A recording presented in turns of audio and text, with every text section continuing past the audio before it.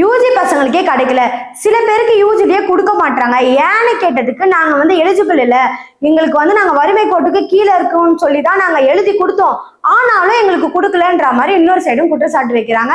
இந்த லேப்டாப் கொடுக்கறது கூட எப்படி சொல்லுது, சில பேருக்கு தான் கொடுக்குறாங்கன்னா மொத்தமா எல்லாருக்கும் கொடுக்கணும். அப்படி கொடுக்காம சில பேர் கொடுக்குறாங்க, சில பேர் கொடுக்காம இருக்காங்க. அது நல்லா இல்லை, அதனால தான் சொல்றேன். அம்மா இருக்கிறப்ப எல்லாருக்குமே கொடுத்தாங்க லேப்டாப், எலிஜிபிள் நாட் எலிஜிபிள் அதில் எதுவும் பார்க்கல.